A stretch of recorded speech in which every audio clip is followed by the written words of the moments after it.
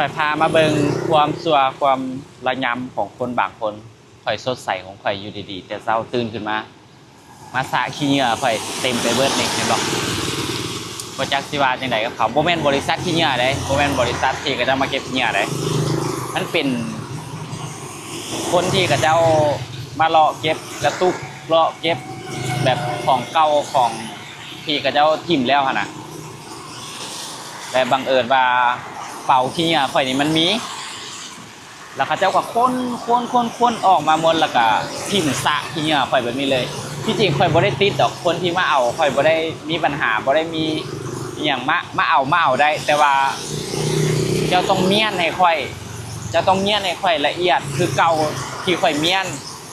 บ่แม่นพวกเจ้ามาเอาแล้วพวกเจ้าสะแบบนี้คลิปนี้วิดีโอนี้ข่อยสิเอาลงอยู่ในเพจเด้อที่จริงข่อยบ่อยากเอาลงเรื่องดราม่าพวกนี้ข่อยบ่มักเฮ็ดอีหยังพวกนี้แต่ว่าตัวนี้ข่อยอดบ่ได้อีหลีคือขี้เหงื่อข่อยเมียนข่อยเก็บละเอียดทุกครั้งแต่ว่ามาเฮ็ดแบบนี้หั่นน่ะข่อยมึนแต่เช้าได้อารมณ์เสียแต่เช้าขนาดเดียวค่อยสิขึ้นภาพกล้องวงจรปิดหั่นอยู่ถึงวิดีโอนี้ให้พวกเจ้าเบิ่งเด้อ